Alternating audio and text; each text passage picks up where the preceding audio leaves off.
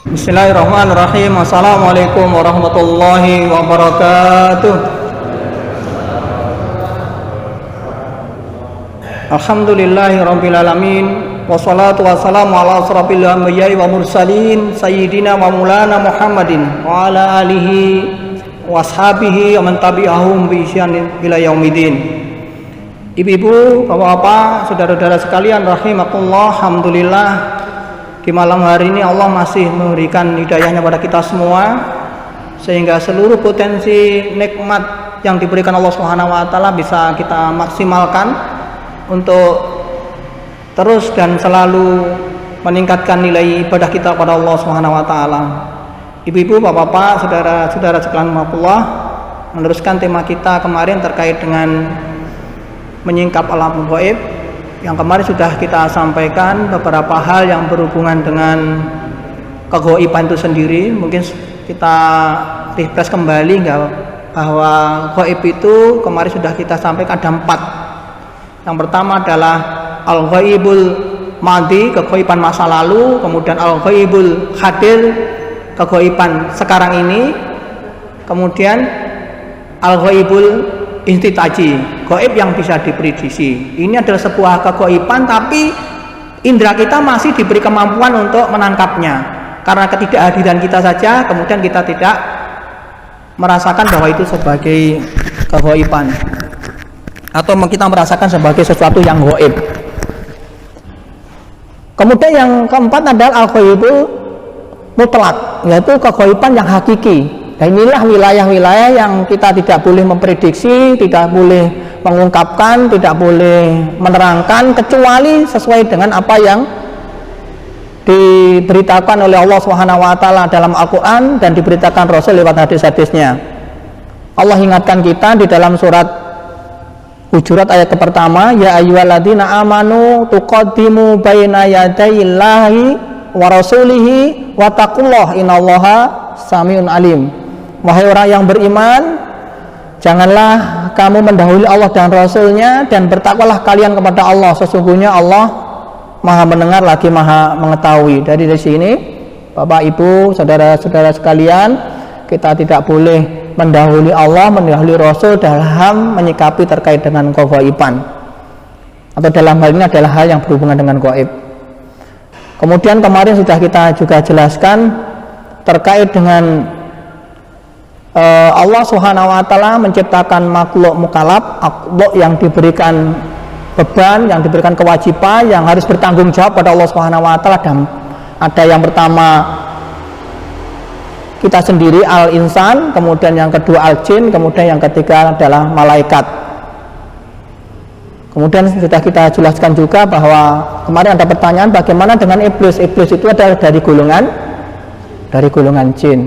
Allah tahu di dalam surat Al-Kahfi ayat 50. Kemudian yang kemarin itu yang sudah kita bahas adalah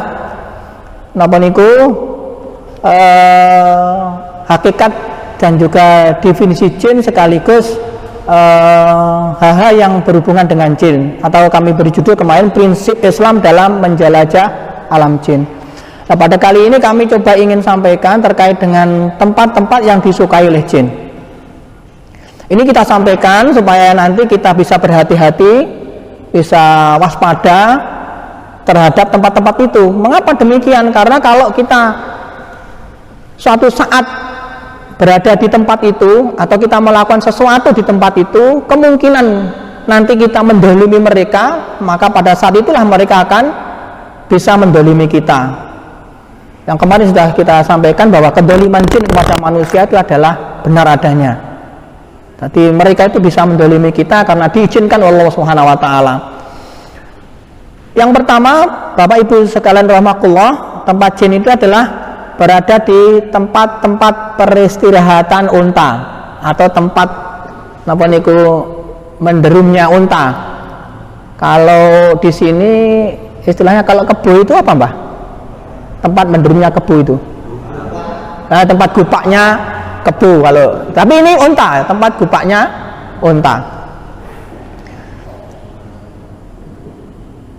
Kita mengetahui ini karena Rasulullah SAW dawuh di dalam hadis riwayat Ahmad, beliau dawuh Sallu fi marabidil ghanami. Salatlah kalian di tempat peristirahatan kambing atau kandang kambing. Dan janganlah kalian sholat di tempat peristirahatan atau kandang unta. Karena sesungguhnya unta itu diciptakan dari jin. Unta itu diciptakan dari setan. Dan bersamanya lah adalah banyak di antara setan-setan yang berada di situ. Sekali lagi, Bapak Ibu, dan alhamdulillah di sini tidak ada unta, ya. Insya Allah dari sini kita aman, tidak akan terkena atau kita mendolimi tempat mereka. Kemudian yang kedua,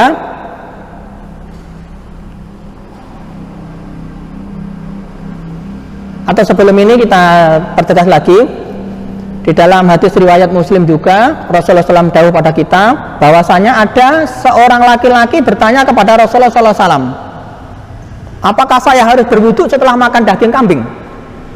Beliau menjawab, kalau kamu mau maka berwudulah, dan jika tidak maka tidak usah berwudu kalau kita makan daging kambing. Kemudian orang itu bertanya lagi, apakah saya harus berwudu setelah makan daging unta?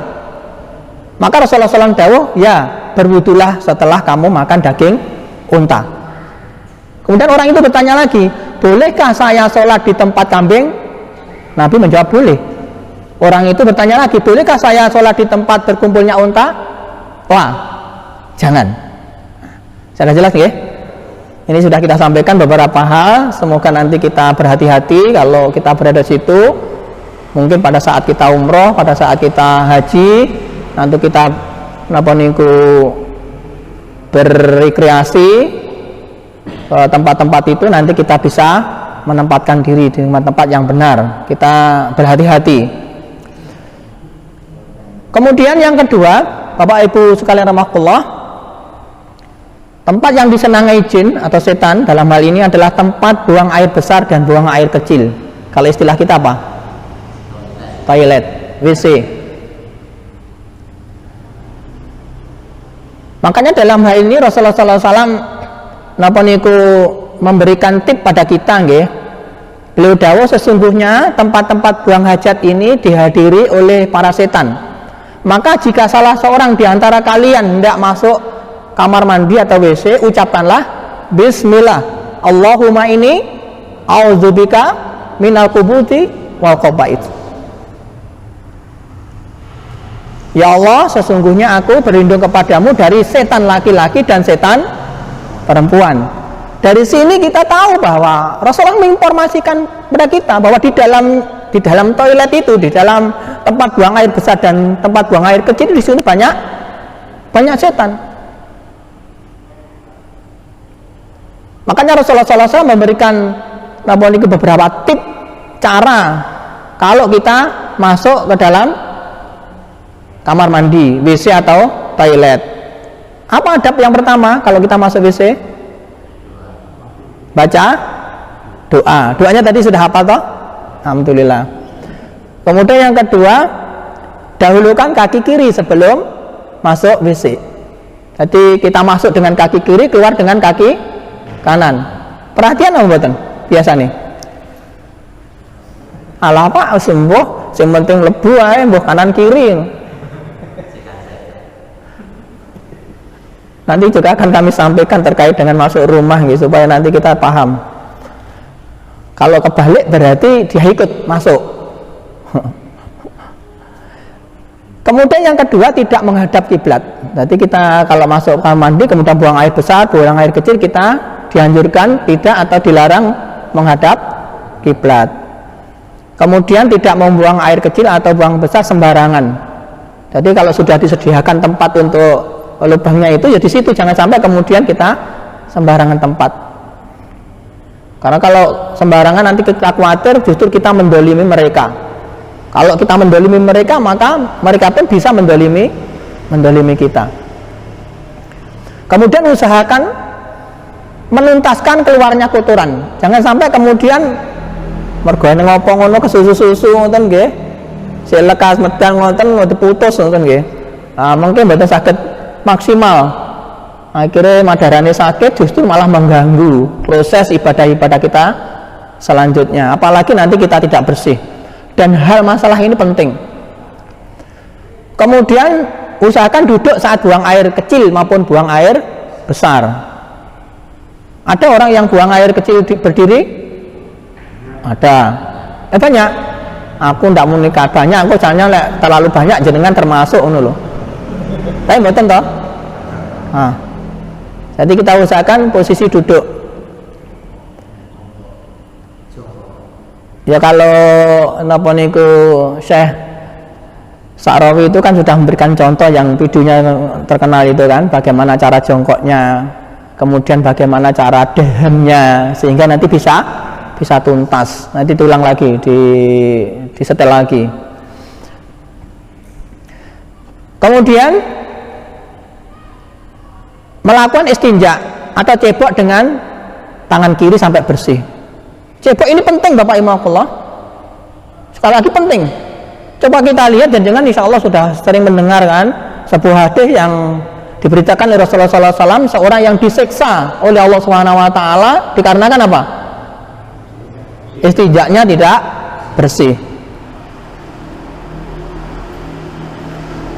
Kemudian tidak bernyanyi, banyak bicara di dalam kamar mandi dan WC.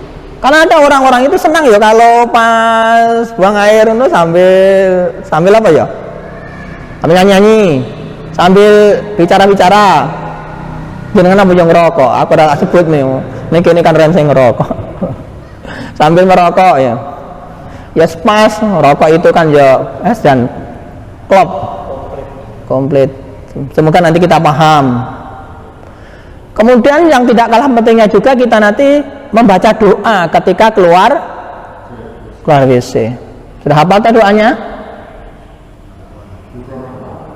Ya, gufronaka. Boleh. Yang cendek ya gufronaka. Alhamdulillahilladzi asaba anil adza wa afani. Allahumma ini Allahumma napa nij'alni minat tawabina waj'alni minat mutatahhirin. Nah, itu doa-doa kita yang nanti harus kita lakukan supaya nanti kita betul-betul napa niku sesuai dengan apa yang diajarkan Rasulullah SAW. Karena kita berada di dalamnya, pada saat itu banyak setan yang siap untuk mengganggu kita. Insya Allah cukup nggih, bisa dipahami nggih. Hati-hati. Kemudian yang ketiga adalah lembah-lembah. Lembah itu kalau gunung ini kan nanti ada lembah, kemudian ada gunung. Nah, setan itu banyak berada di lembahnya, bukan di puncak gunungnya. Walaupun di gunungnya ada, tapi kalau di gunung-gunung itu lebih ke napa niku jin-jin yang baik. Kemudian kalau di lembahnya itu karena jin-jin atau setan-setan yang berada di situ. Tapi setan itu nanti banyak, atau jin yang berupa setan itu banyak yang berada di lembah-lembah gunung.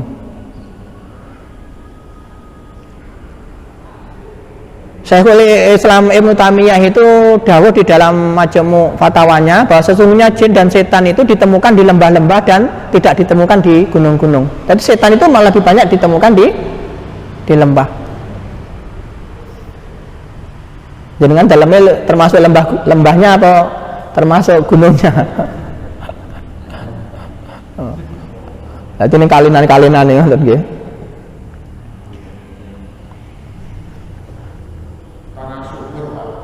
Hah? Oh iya, mantap. Ya berarti digunakan untuk anu saja, untuk menanam saja. Kemudian yang keempat, tempat sampah dan kotoran. Tempat sampah dan kotoran. Jadi bapak-bapak, ibu-ibu, hati-hati nanti kalau berada di tempat-tempat itu, karena itu tempat-tempat setan dan makanannya juga di situ banyak. Beliau Syekhul Ibnu Taimiyah itu kecuali dawuh terkait dengan tadi, beliau juga dawuh bahwa para setan itu ditemukan di tempat-tempat bernajis. Terus di kamar mandi, WC, dan juga tempat-tempat sampah, kotoran, dan pekuburan. Nanti akan kita bahas tersendiri. Tadi senangannya setan itu berada di tempat-tempat kotor. Jadi kita berusaha memaksimalkan diri kalau berada di tempat kotor, jangan sampai kemudian kita terlena, nggih. Kemudian yang kelima adalah pekuburan. Pekuburan itu apa ya? Makam ya, jadi makam.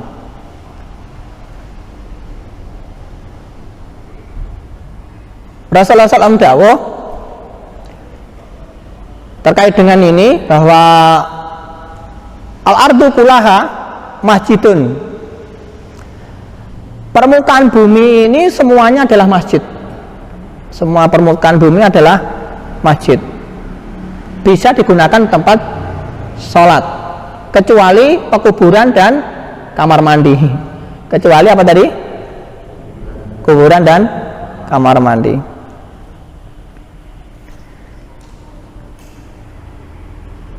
Makanya kalau kita lihat banyak orang-orang kalau napa niku lewat di tempat itu mesti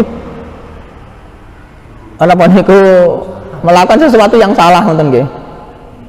Karena di tempat itu juga banyak dilakukan kesyirikan, banyak dilakukan kemusyrikan. Kalau ada seseorang misalnya ingin mendapatkan apa kesaktian, malah nepi nomor katanya. Biasanya di mana? Jadi dari situlah maka di situ banyak setan, sehingga sekali lagi kita perlu berhati-hati. Dan kita sudah diberikan tip doa oleh Rasulullah SAW kalau melewati makam, melewati kuburan untuk membaca doa keselamatan bagi ahli kubur. Assalamualaikum ya ahlal diyar, ya ahlal kubur, dan seterusnya. Dan semoga ini bisa kita lakukan dalam rangka untuk memberikan salam pada mereka, terutama yang muslim dan mukmin. Itu saudara-saudara kita dan wajib kita doakan. Kemudian yang selanjutnya, yang keenam adalah tempat yang telah rusak dan kosong. Nah, biasanya tempat-tempat rusak, tempat kosong tidak dihuni. Kalau orang-orang Jawa mengatakan banyak apanya? Banyak dulu. Nah, dulu itu jenis setan, jadi sama. Mungkin segini ya kami berikan ilustrasi, nggih. Bahwa di dalam hal ini banyak masyarakat itu memberikan penamaan setan itu dengan bermacam-macam. Dalam hal penamaan, kalau di sekitar kita ada rumah, ada pohon yang besar, biasanya yang mudah dipahami adalah nanti keluar nduru, ya nduru. Kalau di pekuburan biasanya setannya dinamakan apa? Pocongan. Ini dari sisi tempat, dari sisi wilayah juga beda-beda. Kalau di sini kan ada nduru, ada pocong. Kalau di Bali sana beda lagi, leak. Kalau di Jakarta tidak ada leak, tidak pantas tidak ada leak. Mosok leak di Jakarta. Isi enaknya apa? Kuntilanak. Si putri apa itu? Jembatan Ancol. Ya cantik-cantik kan Jakarta. Beda lagi antara Jakarta, Bali dengan Cina. Kalau Cina yang ada apa? Pampir. Iya. Beda lagi antara Cina, Bali, Jakarta. Kalau di Eropa tidak kena pacaan seperti pampir. Yang ada pacaannya ya pakai dasi, melipis, ngoten, pakai jas. Akhirnya apa namanya? Dracula. Itu semua adalah setan dalam rangka untuk memperdaya kita, untuk menakut-nakuti kita supaya takut pada mereka. Padahal kita tidak boleh takut kepada mereka. Nah, kemarin sudah kami sampaikan di dalam surat An-Nisa ayat 76 itu kan jelas. Alladzina amanu yuqatiluna fisabilillah waladina kafaru yuqatiluna fisabilit taghut faqatilu awliya syaitan. Inna kaida syaitani kana dhaifa. Sesungguhnya tipu daya setan itu lemah. Jadi semua yang jenengan sebutkan tadi, mulai dari ndruwo, kuntilanak, peri, Dracula. Kalau di kali itu namanya Mbah apa Mbah? Wewe, nonton nggih. Nah, kemudian apa tadi di Bali tadi? Lea. Kemudian pampir, Dracula itu sama-sama apa? Setan, nonton nggih. Nah, dari sini nanti kita harus paham. Kita lanjutkan. Tempatnya mereka di mana? Dari tempat-tempat yang kosong, tempat-tempat yang rusak. Nang jembatan Ancol ya kan ya sepi ya, kosong ya. Dan ramai itu ya metu ora.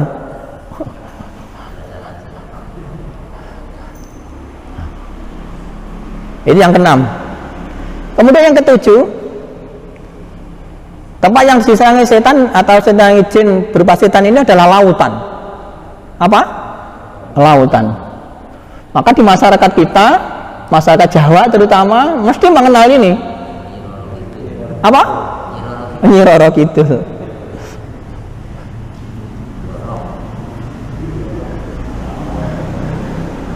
Rasulullah SAW dawuh di dalam hadis riwayat Imam Muslim itu, sesungguhnya iblis itu meletakkan singgasananya di atas lautan, dalam riwayat lain di atas air, dan kemudian dia pun mengutus pasukannya.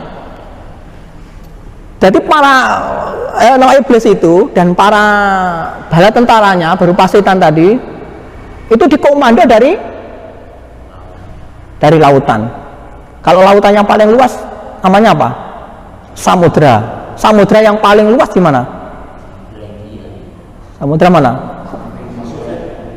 Pasifik. Makanya kalau jenengan tahu, jenengan napa niku tahu melihat membaca buku di kitab-kitab terkait dengan ini nggih. Terkait dengan iblis, maka di seketika Bermuda itu adalah diceritakan di situlah tempat napa niku.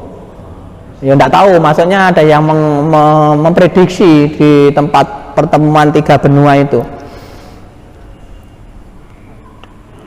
Jadi dari atas air itulah, dari samudra itulah, dari lautan itulah setan iblis itu memerintahkan pasukannya.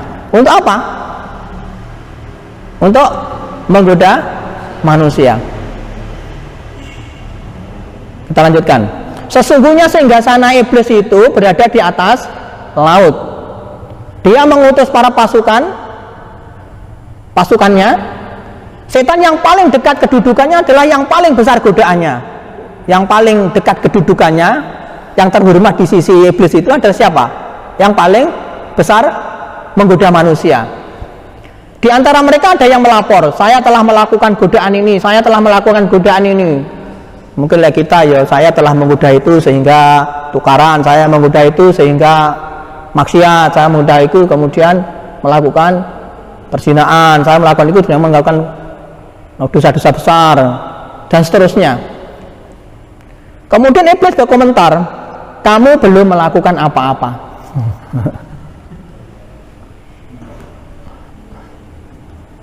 Jadi laporan-laporan itu kemudian diseleksi, mulai saja ndak meyabon itu kelasnya ecek-ecek kono ya, ndak titik perhatikan.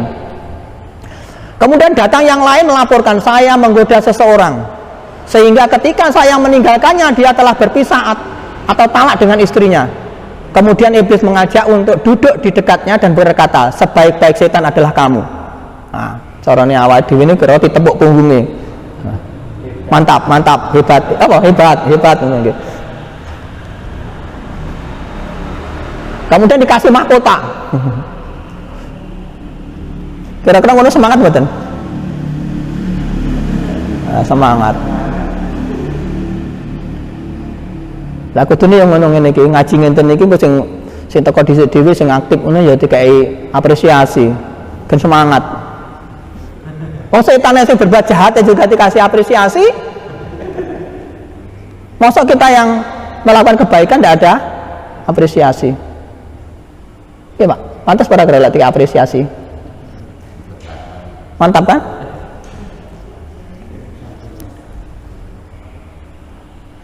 Dan ternyata kalau kita lihat di sini, godaan yang paling disenangi adalah berpisahnya, bercerainya antara suami dan istri. Dan ini persis apa yang didawuhkan Allah Subhanahu wa Ta'ala di dalam surat Al-A'raf ayat 102. Nanti dibaca terkait dengan sihir yang diajarkan oleh malaikat pada saat di zamannya Nabi Sulaiman.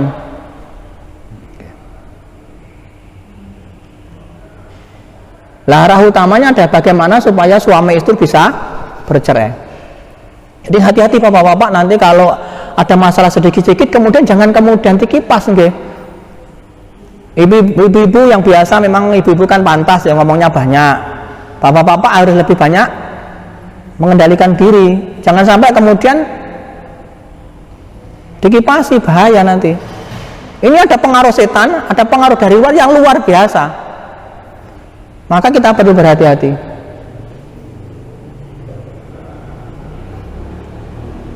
Tapi istriku rewel Pak, kayak ngomong, ya alhamdulillah istri rewel. Itu kan berarti ujian kesabaran bagi kita.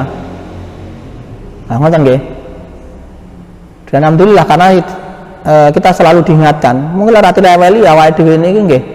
Duka ngoten nggih. Lanjut. Kemudian yang ke-8. Tempat lainnya yang menjadi sarang jin adalah lubang-lubang. Yang ke-8. Apa tadi? Lubang. Oleh karena itu kita tidak diperbolehkan untuk membuang sesuatu sembarangan ke dalam lubang. Seperti got, lubang got, lubang pencuci piring, ibu-ibu diperhatikan, lubang pencuci piring. Oke. Para ibu-ibu jika ingin membuang air panas ke lubang pencuci piring, itu hati-hati, ditaruh dulu di wadah supaya nanti tidak langsung menjurus ke situ. Apalagi nanti kalau misalnya kita baru mengangkat air panas, biasanya kalau sayur itu kemudian sayurnya diambil kemudian airnya dibuang, hati-hati dibuang, jangan dibuang sembarangan. Jangan-jangan di situ banyak jin yang berkeliaran. Kalau nanti kena kita melakukan kedoliman padanya, dan kemungkinan nanti kita akan didolimi sangat besar. Dari Abdullah bin Sarjas, Rasulullah SAW bersabda di dalam hadis riwayat Abu Daud, Nasai dan Ahmad, janganlah seseorang di antara kalian kencing di lubang.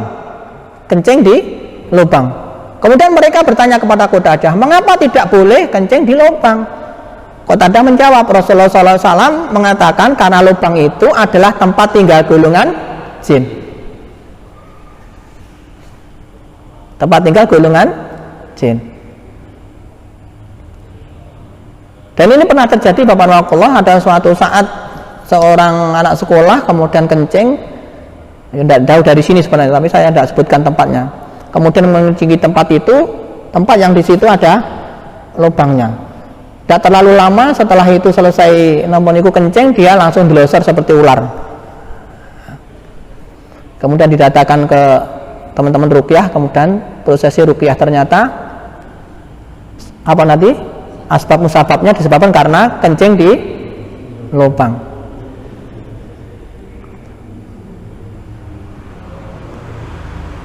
Dan sekali lagi ibu-ibu, bapak-bapak, nanti juga berhati-hati, jangan sembarangan kita kencing, jangan sembarangan kita buang sesuatu, apalagi sesuatu yang menjadikan beban, sesuatu yang panas, sesuatu yang berat. Kita berhati-hati.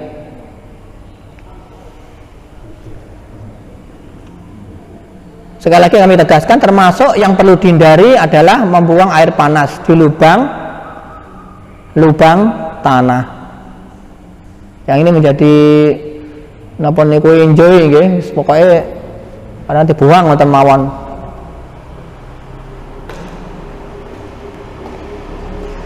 Lanjut yang ke-10. Rumah-rumah yang di dalamnya dilakukan kemaksiatan, dilakukan kemusyrikan. Rasulullah SAW dawuh di dalam hadis riwayat Bukhari, Muslim, beliau sampaikan pada kita, sesungguhnya malaikat tidak masuk ke dalam rumah yang di dalamnya terdapat anjing dan gambar. Sesungguhnya malaikat tidak masuk ke dalam rumah yang di dalamnya ada anjing dan patung. Berarti kalau malaikat tidak masuk, yang masuk siapa? Bisa dipahami. Kemudian yang kedua, janganlah kalian menjadikan rumah-rumah kalian sebagai kepekuburan, karena sesungguhnya setan itu lari dari rumah yang di dalamnya dibacakan surat Al-Baqarah. Jadi kalau rumah itu tidak pernah dibacakan Al-Quran, maka kemungkinan rumah itu menjadi tempatnya jin. Kemudian para setan itu ditemukan di setiap tempat yang di dalamnya manusia itu melakukan kesyirikan, bid'ah dan kemaksiatan. Tidaklah dilakukan kebid'ahan dan penyembahan kepada selain Allah kecuali setan itu memiliki andil yang cukup besar di dalamnya dan terhadap para pelakunya. Jadi tempat-tempat yang nanti di situ dilakukan kesyirikan, enten tahu memiliki tempat yang dilakukan kesyirikan wonten nggih, tempat-tempat tertentu. Nah, berarti disitulah banyak apa? Banyak setan. Mungkin mboten mriki mboten wonten. Dan insyaallah mboten wonten ta mriki. Mosok ning kene eneng.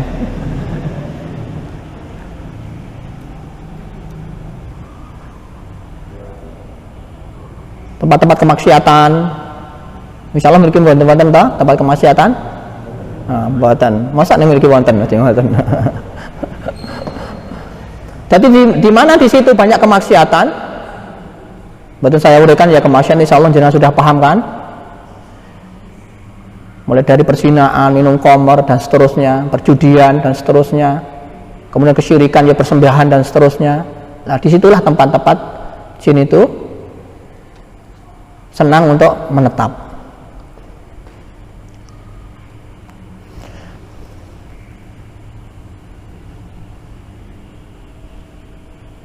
Kemudian yang selanjutnya, Bapak Ibu Allah, pesan dari Rasulullah SAW di dalam hadis riwayat Muslim itu,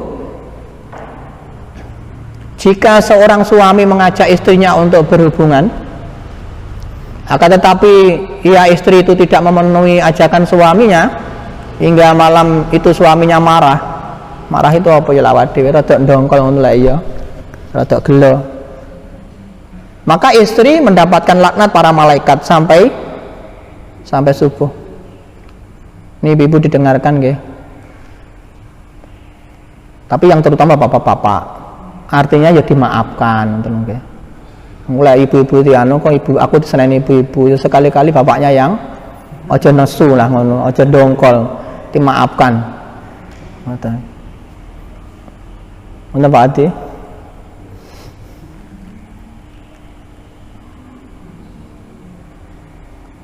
Karena apa? Jangan sampai kemudian para setan itu berdiam diri ke dalam rumah kita. Coba kita kalau mulai dari apa tadi? Mulai dari saat itu sampai subuh. Malaikat tidak mau masuk, yang masuk setan. Kita lanjut. Kemudian yang keberapa ini? Belas ya? Pasar. Apa? Pasar.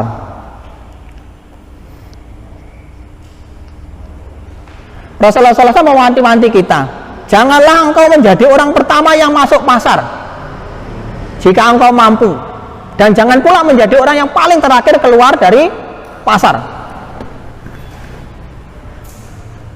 karena pasar itu adalah tempat peperangan para setan dan di sanalah ditancapkan benderanya. Tapi aku niku kula niku bakulan lho pakai pripun ngono nggih. Ya paling ndak aja ya nomor 1 lah, nomor 2, nomor 3 ngoten nggih. Ya rada keri lah teko, aja dhisik dhewe. Engko lek mulih ya aja kuwari dhewe, ya rada dhisik ngoten nggih, ndang mulih retake kok sarep entek wong ndang mulih dhisik.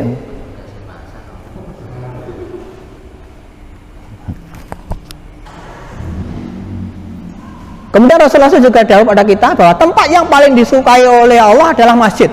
Dan alhamdulillah kita berada di tempat yang paling disukai oleh Allah SWT, karena kita sekarang berada di masjid. Dan tempat yang paling dibenci Allah adalah pasar. Mengapa pasar kok jadi idola bagi para setan? Karena di dalamnya banyak berkumpul hal-hal yang penipuan, hal-hal yang lain-lain, insya Allah banyak di situ. Kalau orang Jawa itu mengatakan wong ora sehat gone pasar tambah apa? Angel tambanane enten nggih. Lho iya di situ banyak setan. Walaupun ini tidak anu, tapi kita hanya mengambil sisi-sisi anunya saja. Kita memang percaya itu, tapi kita mengambil sisi yang lain. Maka Rasulullah SAW memberikan tip pada kita untuk memperbanyak zikir. Terserah jenengan zikir apa, istighfar atau zikir apa. Tapi ada sebuah contoh doa, yaitu membaca la ilaha illallah wahdahu la syarikalah lahul mulku walal hamdu wa huwa ala kulli syai'in qadir. Ini salah satu zikir yang bisa kita lakukan apabila kita berada di pasar atau masuk pasar. Ini ada yang pekerjaannya di pasar. Alhamdulillah, artinya kalau ini memang jenengan berarti itu berarti jenengan nanti akan banyak zikir, unten nggih? Ya termasuk di dalamnya banyak zikir. Hah? Ke pasar uang. Kita lanjut. Kemudian mana lagi? Keberapa? 12. Jin dan para setan berkeliaran di jalan-jalan dan di lorong-lorong, seperti di gang-gang, di lorong-lorong apa yang sempit. Rasulullah SAW di dalam hadis riwayat Muslim dan riwayat Bukhari itu mengingatkan pada kita dan mewanti-wanti kita, jika telah datang malam, maka cegahlah anak kalian untuk keluar, karena sesungguhnya jin itu berkeliaran melakukan penculikan.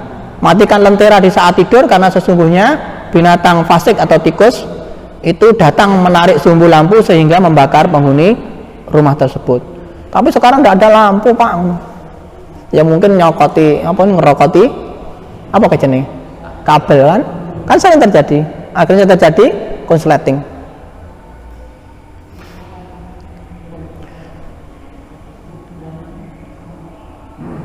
Kalau Imam Nawawi itu dawuh bahwa karena pasar umumnya adalah tempat yang curang, orang curang, menipu, transaksi riba, sumpah palsu, menyalahi janji, tidak ingat pada Allah dan aktivitas lainnya yang semakna napa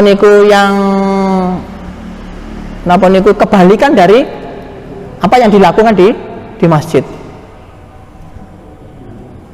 Leres nggih? Pasar adalah tempat setan bertelur dan beranak pinak. Jika kamu bisa, jangan menjadi orang yang pertama kali masuk pasar dan terakhir keluar pasar.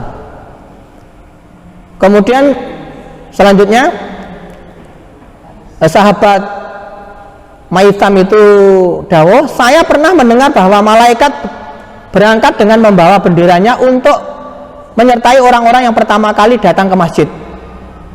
Malaikat akan terus mendampingi sampai dia pulang dan masuk ke rumah dengan membawa bendera itu. Sementara setan itu berangkat membawa benderanya untuk menyertai orang yang pertama kali masuk pasar. Untuk didik betul nampak nggih. Lanjut, satu lagi atau dua lagi. Itu sekalian ya, kurang dua enggak apa-apa toh. Kemudian yang selanjutnya adalah atap rumah. Tadi bapak ibu sekalian, di atap rumah, kalau dulu itu orang-orang biasanya di atap rumah itu dikasih sesuatu, gitu. Tidak paham, tapi ternyata ini juga diberitakan oleh Rasulullah SAW bahwa Rasulullah SAW bersabda, tidak ada satu rumah orang muslim pun kecuali di atap rumahnya terdapat jin muslim. Jadi setiap rumah kita itu ada jinnya. Apabila ia menghidangkan makanan pagi, mereka jin itu ikut makan pagi bersama mereka. Adapun makan sore dihidangkan, mereka jin itu juga ikut makan sore bersama orang muslim. Hanya saja Allah menjaga dan menghalangi orang muslim menghalangi orang muslim dari gangguan jin-jin tersebut. Jadi saya khawatir Allah sendiri yang menjaga kita.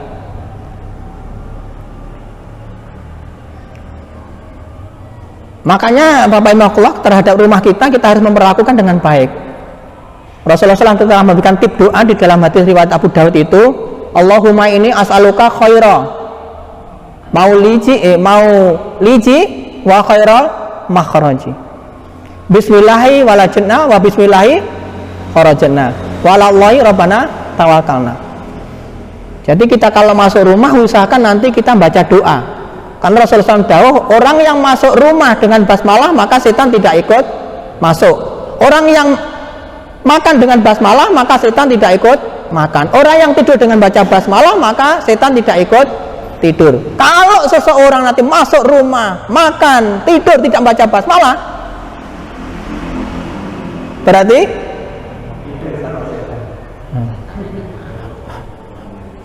makan dan tidur ditemani sama setan.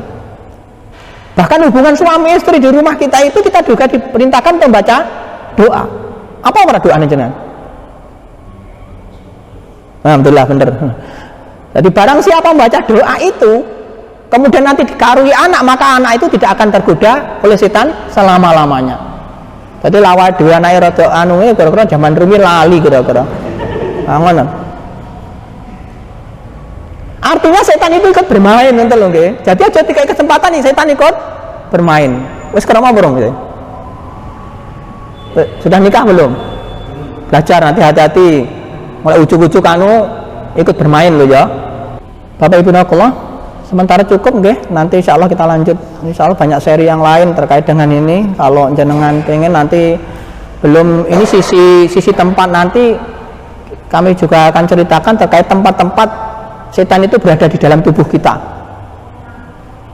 Kemudian godaan-godaan setan yang berada di sekitar kita juga, terhadap diri kita dan orang-orang yang berada di masjid. Insya Allah kalau ada kesempatan dan Allah masih memberikan hidayah waktu pada kita akan sampaikan insya Allah.